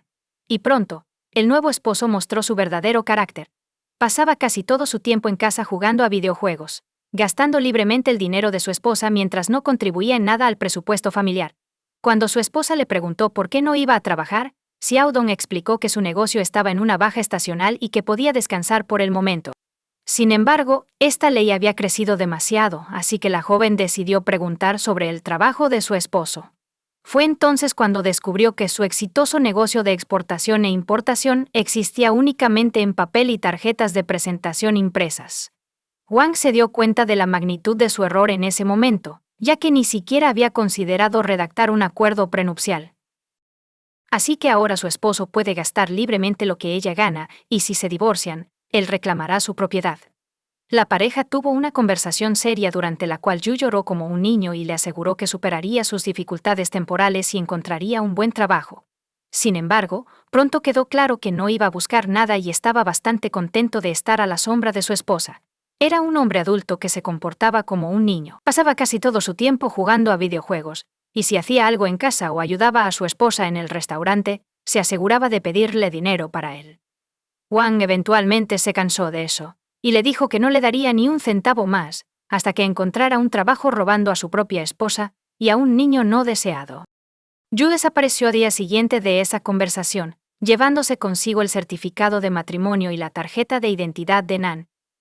Sin embargo, solo descubrió la falta de los documentos por la noche cuando recibió una llamada de su contable preguntando sobre la transferencia de una gran suma de dinero de su cuenta. La joven quedó atónita porque no había transferido ningún dinero. Sin embargo, adivinó de inmediato quién lo había hecho. El esposo transfirió más de $500,000 a su cuenta personal mientras proporcionaba al banco su certificado de matrimonio, los documentos de su esposa y aseguraba que era su dinero conjunto que gestionaban juntos. Wang no dudó en contactar a la policía para denunciar el robo y el esposo fugitivo fue detenido unas horas más tarde mientras intentaba retirar algunos de los fondos robados. Yu sollozó de nuevo en la estación, esta vez de rodillas, suplicándole a su esposa que lo perdonara. Admitió que había perdido una gran suma de dinero en el juego, y ahora estaba siendo amenazado de muerte para saldar la deuda. Además, se descubrió que no era su primer encuentro con la policía. Anteriormente había cumplido una condena de 8 años en su China natal por robo. Nan casi se siente abrumada por la vergüenza mientras escuchaba todo esto porque, como resultó, no conocía al hombre con el que se casó. Sin embargo, la joven creía que el juego era una enfermedad y que necesitaba ayudar a su esposo a superar su adicción y regresar a una vida normal. Wang no solo aceptó pagar la mitad de la deuda de su esposo, sino que también lo nombró gerente de uno de sus restaurantes. Yu inicialmente pareció aceptarlo con gratitud y tomar el nuevo puesto en serio. Incluso ideó una estrategia efectiva para el crecimiento del establecimiento, pero su entusiasmo fue efímero. Pronto, comenzó a pasar más tiempo en videojuegos y entretenimiento. Durante ese tiempo, Wang descubrió que estaba embarazada e informó a su esposo, pero él reaccionó de manera extraña, incluso agresiva. Yu afirmó que aún no estaba preparado para esto y persuadió a su esposa para que abortara, lo cual ella se negó rotundamente a hacer. El esposo luego amenazó con el divorcio y declaró que tenía la intención de obtener una orden judicial para dividir la propiedad. No le habló a su esposa durante varios días antes de suavizarse de repente y disculparse. Yu admitió que dijo tonterías sobre las emociones. De hecho, emocionado por la próxima llegada, volvía a cuidar, cocinar y ayudar en la casa. Un viaje fatídico. Wang estaba extasiada 2 meses después porque su matrimonio casi había alcanzado la perfección, como prometió su amante al inicio de su relación. Él era atento, cariñoso y responsable en su papel de gerente, preparando activamente su hogar para la llegada de un niño. Un día Xiaodong ofreció asegurar la vida y la salud de su esposa porque estaba embarazada, y tal medida ayudaría a protegerla a ella y al bebé en caso de diversas circunstancias imprevistas. La joven aceptó de buen grado e incluso se preguntó por qué no lo había pensado antes. Yu contrató el seguro al día siguiente, y unas semanas después, mencionó tomar unas vacaciones para relajarse y desconectar. Nan estaba dudosa, pero su esposo insistió, alegando que no tuvieron luna de miel, y que con un bebé no podrían viajar en los próximos años. También afirmó que habían pasado por un período difícil y que necesitaban reiniciarse para despejar sus mentes de toda negatividad y pensamientos pesados. Al final, sus argumentos fueron convincentes, y Nan estuvo de acuerdo. Su esposo eligió el lugar, reservó el hotel, planificó las actividades y organizó los itinerarios para asegurarse de que el viaje fuera emocionante y educativo, sin agotar a la mujer embarazada. Nan dejó el asunto completamente en manos de su esposo, y se alegró al ver con qué entusiasmo estaba planeando sus vacaciones. El 7 de junio, la pareja visitó el parque por primera vez y pasó la mayor parte del día allí. Caminaron mucho y vieron muchos lugares hermosos y miradores. En esa tarde de verano del viernes, el parque estaba lleno de visitantes de todas partes. Wang notó que su esposo se estaba enojando y poniendo nervioso por la noche cuando ella le preguntó si todo estaba bien. Él respondió que debido a las multitudes de turistas, no podían disfrutar del atardecer en silencio. Wang Nan incluso cedió, decidiendo que sería extremadamente romántico. A medida que el sol se ponía, el parque se volvía menos concurrido, y Yu trepó la valla de la plataforma de observación y comenzó a llamar a su esposa hacia el borde, diciéndole lo increíble que era la vista. Sin embargo, la mujer embarazada se negó a ir allí, alegando que ya estaba oscuro y podría ser peligroso. El esposo se enfureció, pero volvió a ella después de unos minutos, explicando que tendrían que ir al parque para ver el amanecer. Dado que la pareja llegó al hotel después de la medianoche, decidieron descansar y dormir hasta tarde el sábado antes de regresar a la reserva temprano el domingo por la mañana. El 9 de junio, temprano en la mañana del domingo, como estaba planeado, la pareja fue al Parque Nacional para ver los primeros rayos del sol naciente. Se despertaron alrededor de las 3 a.m. Salieron mientras todavía estaba oscuro afuera. Había muy pocos visitantes en ese momento. Wang consideró brevemente que estaban completamente solos allí. La pareja se encontró al amanecer en una de las plataformas de observación. Yu luego bajó al acantilado y persuadió a su esposa para que se acercara a él y admirara las pinturas rupestres. Nan dudó, pero su esposo le aseguró que era seguro y que la ayudaría a bajar antes de subir. La joven confiaba en su esposo y se acercó a la situación con precaución. La vista desde allí era verdaderamente impresionante. Yu abrazó a su esposa y le preguntó si tenía algún arrepentimiento en esta vida. Nan se sorprendió por la pregunta, pero respondió con confianza que no tenía ningún arrepentimiento. Yu pasó la mano por su cabello, la besó en la mejilla y luego se inclinó hacia su oído y dijo: «Muere». En ese momento, aflojó su abrazo y empujó a su esposa por el acantilado, un rescate milagroso. Yu miró a su alrededor nuevamente para asegurarse de que nadie los hubiera visto. Luego miró hacia abajo con atención pero no pudo ver exactamente dónde había caído su esposa. Escuchó. Estaba en silencio, nadie gritaba ni pedía ayuda, lo que significaba que tampoco había testigos abajo. Yu entonces se dirigió tranquilamente hacia la salida del parque para esperar su momento y reportar el incidente, cuando seguramente uno estaría muerto. Sin embargo, abajo, unos pocos excursionistas que se habían desviado del sendero notaron el cuerpo tendido sobre las rocas e inmediatamente llamaron a los rescatistas, informando del incidente. Yu Xiaodong ya había salido de la reserva, cuando varios coches con luces intermitentes y sirenas pasaron zumbando junto a él. Inmediatamente, se dio cuenta de lo que pasaba y regresó, dirigiéndose al lugar donde había caído su esposa. Allí montó todo un espectáculo, con lágrimas, gritos y súplicas de ayuda. En ese momento estaba seguro de que su esposa ya estaba muerta, así que nadie conocería la verdad. Pero como resultó ser, durante la caída Nan se enganchó en las ramas de los árboles, lo que redujo la velocidad, y aterrizó primero en los arbustos y luego rodó sobre las rocas. Todo esto amortiguó el impacto y salvó las vidas de Wang y su hijo, pero no las salvó de lesiones graves mientras Yu lloraba y lamentaba que no quería vivir sin su amada esposa e hijo. De repente, ella abrió los ojos y trató de decir algo, pero no pudo. En ese momento todos notaron el horror genuino en el rostro de su esposo, pero rápidamente se recompuso, se inclinó hacia su esposa y le susurró al oído en chino que debía guardar silencio si quería vivir y tratar de terminar el trabajo. A la víctima se le diagnosticó trauma craneal, múltiples fracturas cerradas y abiertas, laceraciones, contusiones en los tejidos blandos, órganos internos rotos y una pérdida masiva de sangre. Además, su columna vertebral estaba gravemente dañada, y los médicos temían que incluso si sobrevivía, nunca podría volver a caminar. Wang pasó varios días en coma, conectada a máquinas de soporte vital. Durante este tiempo, su esposo literalmente nunca se separó de su lado, pasando días y noches en su habitación. Los médicos aplaudieron tal devoción y amor. Pero de hecho, cada vez que Yu estaba a solas con su esposa, pensaba en cómo acabar con ella sin levantar sospechas. Examinó los aparatos, pero aún no podía averiguar cómo desactivarlos discretamente. La terrible verdad y la pérdida de un hijo. Cuando ella recobró el sentido, su esposo estaba aterrorizado. No la dejaba sola, ni por un momento, temiendo que en cualquier momento ella hablara y le contara a la policía la verdad sobre lo que había sucedido. Una vez a solas, la amenazó de nuevo, diciendo que no tenía nada que perder, Durante el primer interrogatorio, la víctima confirmó las palabras de su esposo diciendo que su caída fue el resultado de un mareo. Pero unas horas más tarde, cuando su esposo salió un momento, Nan le pidió a la enfermera que llamara a la policía nuevamente y que no dejara entrar a su esposo en la habitación. Fue entonces cuando contó la espantosa historia de su caída, afirmando que su esposo había intentado matarla. Yu irrumpió en la habitación, gritando que su esposa estaba loca por el golpe en la cabeza y que nunca le haría daño a ella ni al bebé. Pero las palabras del hombre sonaban extremadamente poco convincentes, y fue detenido el mismo día en el hospital. Fue acusado de varios cargos a la vez, incluyendo intento de asesinato así como intimidación en caso de que la víctima hablara. Cuando su esposo fue arrestado y enviado a la cárcel a esperar juicio, Wang respiró aliviada. Todavía le quedaba un largo periodo de rehabilitación por delante, pero ahora se sentía segura.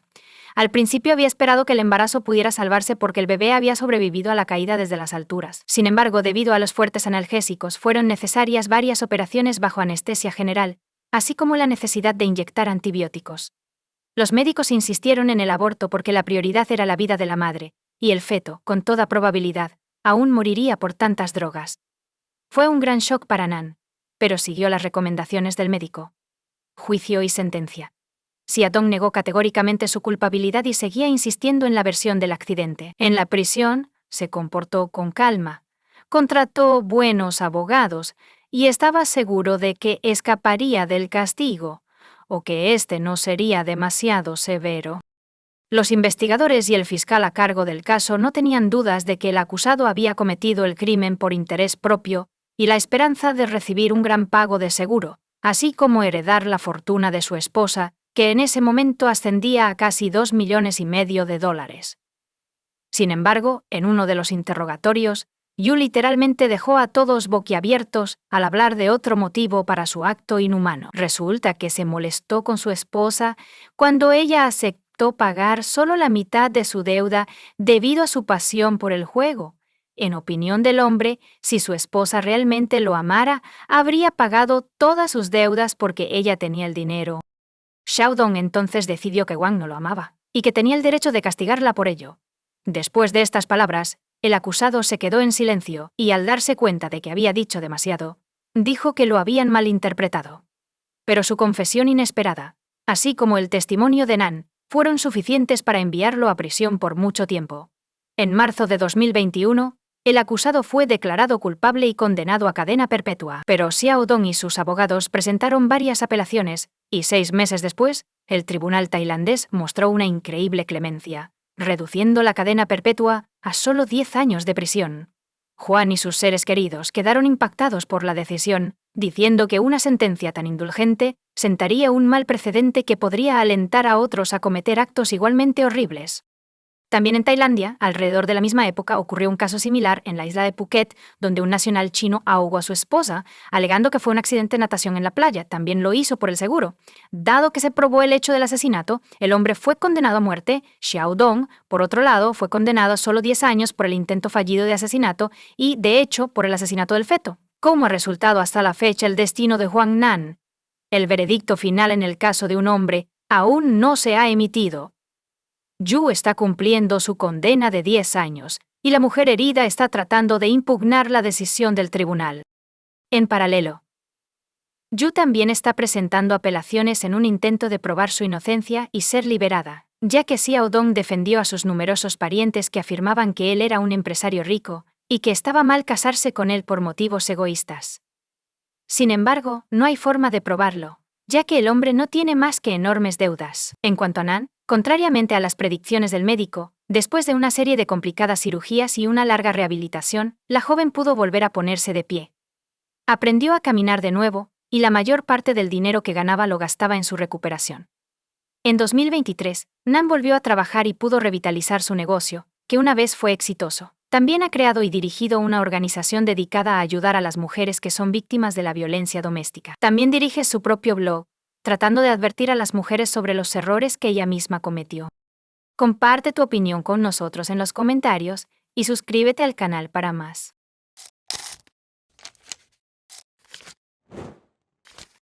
En la noche del 29 de agosto de 2014, un viernes, Christina Morris, una joven de 23 años, planeaba pasar la noche en Plano, Texas, A pesar de haber crecido en Plano y mantener amistades allí, se había mudado a Fort Worth, Texas, con su novio Hunter Foster, siguiendo su oportunidad laboral. Christina se había adaptado a su nueva vida en Fort Worth y estaba trabajando en un servicio de citas durante el fin de semana del Día del Trabajo. El viernes por la noche, Christina Morris regresó a Plano para reunirse con su amiga de la escuela secundaria, Paulina Petrosky. Las dos se habían conocido en la escuela secundaria, Allen.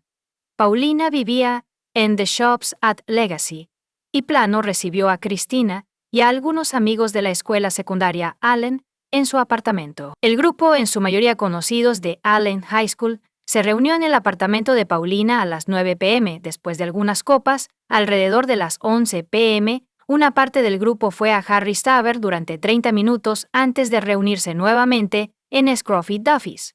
A medida que avanzaba la noche, el bar cerró a las 2 a.m., lo que hizo que algunos del grupo se fueran. Sin embargo, Christina, Sabrina, Enrique y Steven decidieron regresar al apartamento de Paulina. De regreso, Sabrina, Enrique y Paulina se detuvieron en Whataburger para comer en el autoservicio. De regreso en el apartamento de Paulina, el grupo disfrutó de la comida del drive-thru. Sin embargo, Paulina y Steven notaron que Christina parecía angustiada. Reveló que había estado enviándole mensajes de texto a su novio, Hunter, toda la noche, con la esperanza de que se uniera a la fiesta, pero luego descubrió que había salido con amigos. A pesar de su pedido de que la recogiera, Hunter dejó de responder a sus mensajes de texto. Ya eran las 12 a.m., y Christina le envió numerosos mensajes a Hunter durante los siguientes 90 minutos sin recibir una sola respuesta.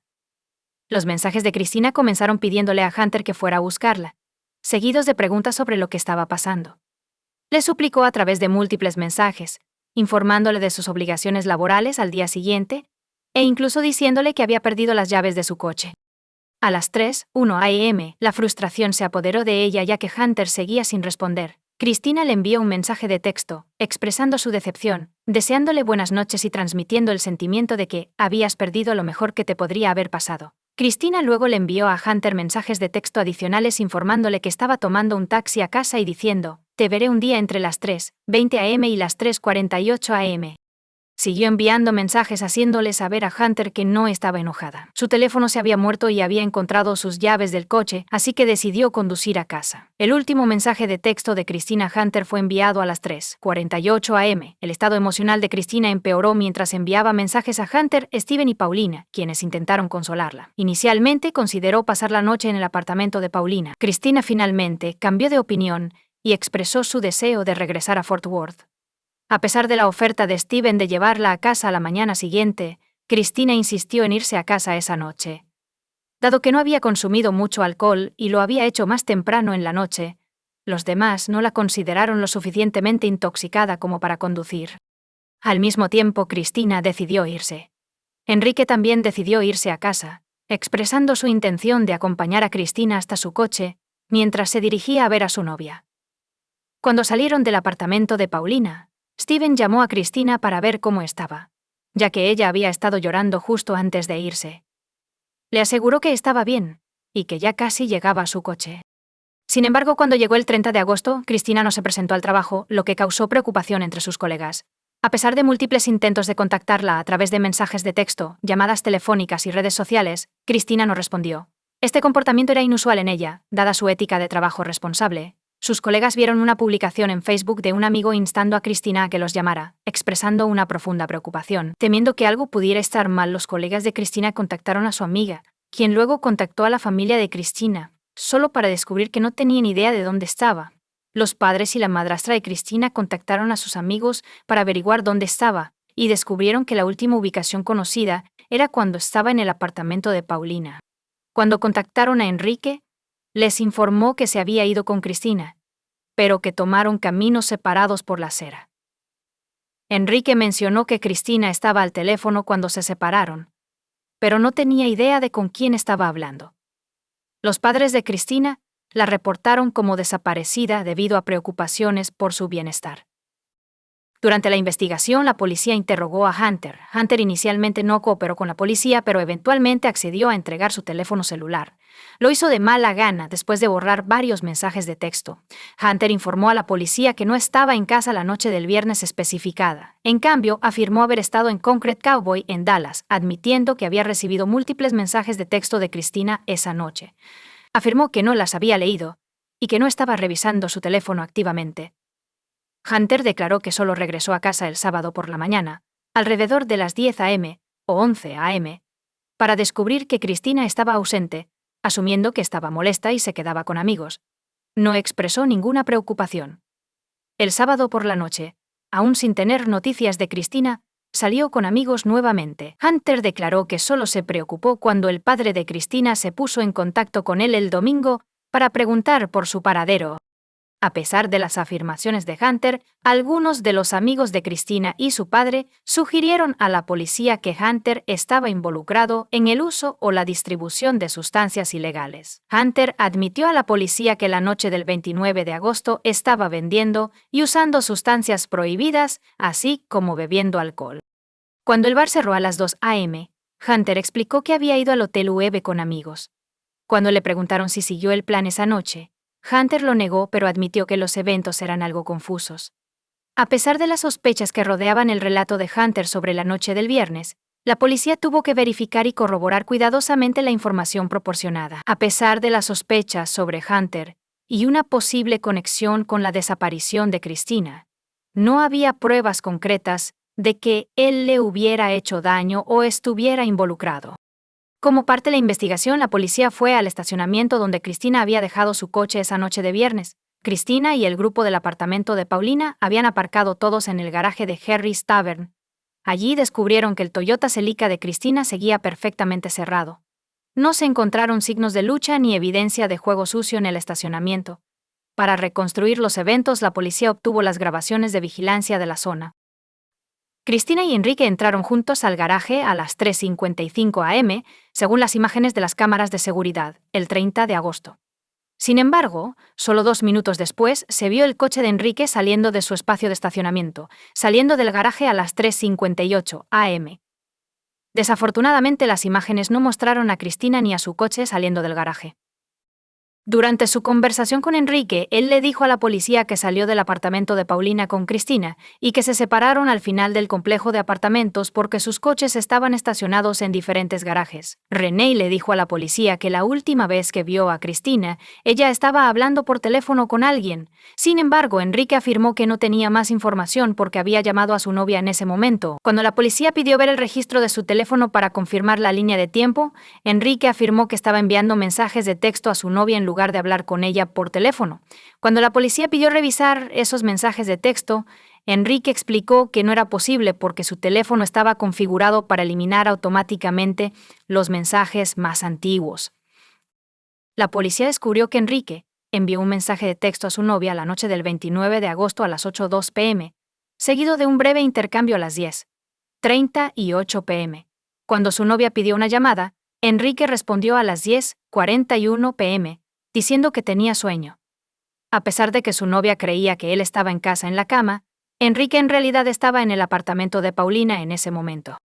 El siguiente mensaje de texto de Enrique a su novia llegó a la mañana siguiente, a las 10:52 a.m. Durante el interrogatorio posterior, afirmó que no sabía dónde había aparcado el coche de Christina. Sin embargo, las grabaciones de vigilancia contradijeron su declaración, revelando que entró al garaje al comienzo de la noche, con su coche a un espacio de distancia y un espacio más allá del de Christina. Cuando se le preguntó si Christina había estado en su coche, Enrique afirmó que nunca había estado allí. Afirmó que salió de The Shops y condujo a casa por la autopista 75, lo cual contradice los registros de la Toll Road y del teléfono celular que indican que tomó la Dallas North Tollway hacia la autopista 121, pasando por el garaje de peaje de la autopista 121 a las 4:08 a.m. Cuando se le mostró el video de él entrando en el mismo garaje de estacionamiento que Christina, Ricky afirmó que su intoxicación era tan grave que no podía recordar dónde había aparcado su coche esa noche. En ausencia de información sobre el paradero de Christina, la policía concluyó su investigación y creyó tener suficientes pruebas para acusar a Enrique de secuestro agravado. Cristina siguió desaparecida durante su arresto y juicio, y Enrique se declaró no culpable. La fiscalía basó su caso en 5 elementos clave.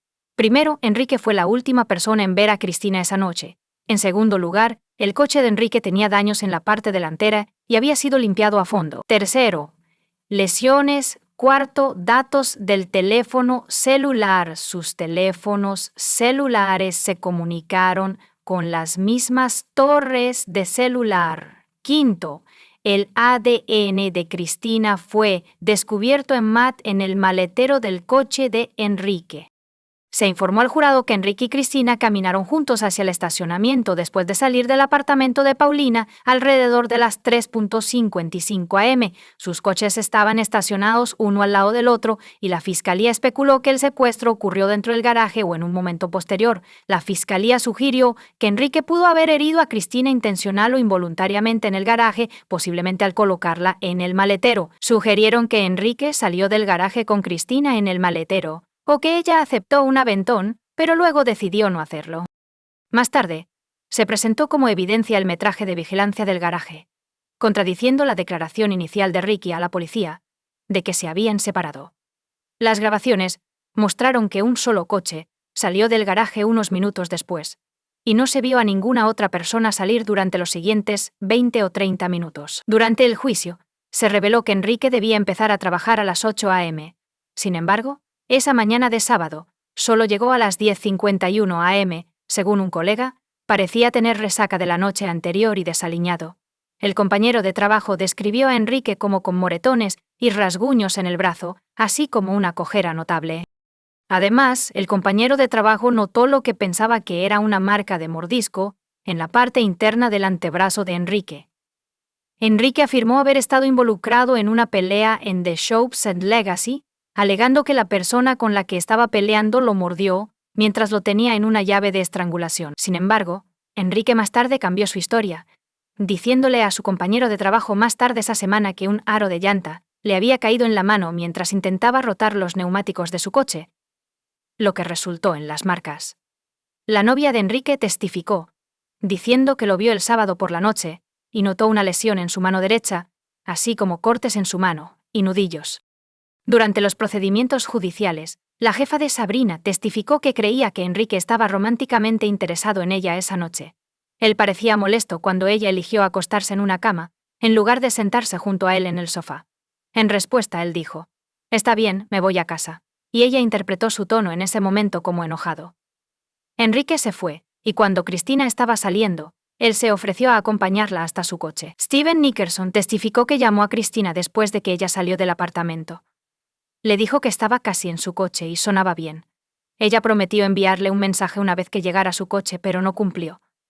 Le envió un mensaje de texto unos minutos después para ver si había llegado a su coche, pero no recibió respuesta. A pesar de llamarla varias veces, todas las llamadas fueron al buzón de voz.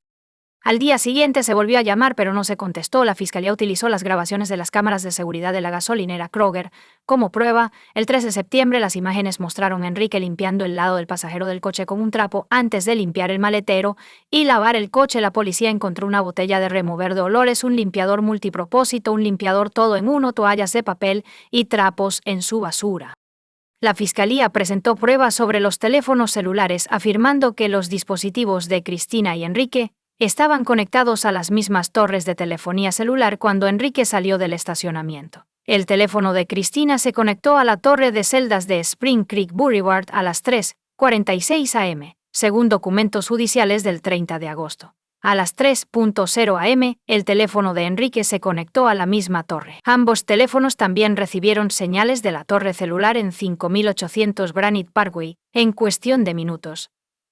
Más tarde, se conectaron a una torre en East Bethany Drive, cerca de la casa de Enrique en Harvard Lane, en Allen. Se revelaron detalles sobre el coche del caso MRI, un Camaro gris de 2010 en el tribunal. Se encontró una abolladura en el lado delantero del pasajero, específicamente en el guardabarros delantero derecho. Cuando la policía registró el coche, descubrieron que el interior, particularmente el piso del lado del pasajero delantero, había sido aspirado y limpiado recientemente. Sin embargo, lo que más llamó la atención fue el estado notablemente limpio debajo del coche. Un investigador de accidentes testificó que los daños en el coche parecían ser el resultado de un impacto suave, posiblemente involucrando el cuerpo, las nalgas y las caderas. NTHSC proporcionó al jurado pruebas de ADN, y la analista de ADN Cristina continuó tomando muestras de áreas de la alfombrilla del maletero del coche de Enrique, que reaccionaron con estrellas azules hasta que se pudieron extraer perfiles de ADN. Ambos perfiles de ADN coincidentes con el de Cristina confirmaron que el ADN descubierto era más probable que proviniera de una fuente significativa, como un fluido corporal. La defensa presentó su caso centrándose en 4 argumentos principales para contrarrestar las debilidades percibidas de la Fiscalía. Primero, consideren las lesiones. La defensa llamó a la dentista forense Edra Paula para testificar sobre la afirmación de la Fiscalía de una marca de mordida en el brazo de Enrique después de la desaparición de Cristina, así como sobre los datos del tercer y cuarto teléfono después de revisar las fotos de las lesiones de Enrique. La DRABRUM concluyó que las marcas y rasguños no indicaban marcas de mordeduras. Christy Wilson, la supervisora de evidencia del Departamento de Policía de Plano, testificó que la alfombra del maletero fue retirada del coche de Enrique y colocada en una caja. Sin embargo, la caja era demasiado grande para el casillero de evidencia, por lo que se cerró lo mejor posible, pero se dejó sin sellar durante 3 días, lo cual fue reconocido como una violación del protocolo. La defensa intentó poner en duda la fiabilidad de la evidencia de ADN, alegando que la condición no sellada del tapete del maletero comprometía su integridad. También sugirieron que la persona que examinó el coche de Cristina antes de la RM podría haber transferido ADN. Para respaldar su afirmación de que había líneas de investigación alternativas, la defensa llamó al lateral Rhys Dunbar a testificar. Era un contratista de seguridad privada que afirmaba haber conocido a Cristina en un club nocturno en Uptown el 22 o 23 de agosto, cuando ella se quedó en silencio frente a Hunter Foster. Que Hunter Foster, quien estaba cumpliendo una sentencia de 33 meses por conspirar para distribuir MDMA, testificó durante el juicio. Se descubrió que vendió sustancias prohibidas a un agente federal encubierto la noche del 29 de agosto de 2014. Su registro de teléfono celular mostraron una llamada de Enrique a las 3:50 AM del 30 de agosto, con un mensaje solicitando una once de una sustancia conocida como esa buena roca. La detective Robin Bosby sospechaba que la conversación trataba sobre sustancias ilegales. Sin embargo, no está claro si Enrique o Cristina estaban usando el teléfono en ese momento. Los testigos en el apartamento de Paulina confirmaron que el teléfono de Cristina tenía poca batería cuando ella salió esa noche. La defensa argumentó ante el jurado que, a pesar de la falta de grabaciones de vigilancia que mostraran a Cristina saliendo del garaje, era posible que ella hubiera salido por otro medio. La policía reconoció que alguien podría salir a pie sin ser grabado. En cuanto a los datos del teléfono celular, la defensa presentó a un experto en forense de teléfonos celulares y análisis de datos de torres celulares. Testificó que los registros de los teléfonos de Regais y Cristina mostraron que después de las 4 AM solo estaban haciendo conexiones de datos con las torres de telefonía celular. Enfatizó que las conexiones de datos eran el método menos confiable para determinar la ubicación de un teléfono celular, y que era imposible predecir la ubicación probable de los teléfonos basándose en estos datos. A pesar de los argumentos de la defensa, Enrique fue condenado por secuestro agravado y sentenciado a cadena perpetua con posibilidad de libertad condicional en 2046. Casi 2 años después de la condena de Enrique, se descubrieron restos en una zona boscosa de Anna, Texas, e identificaron como los de Cristina. Excavadores y trabajadores de la construcción que trabajaban para despejar el área descubrieron los restos. Hasta la fecha no se han presentado cargos de asesinato. Comparte tu opinión con nosotros en los comentarios y suscríbete al canal para más.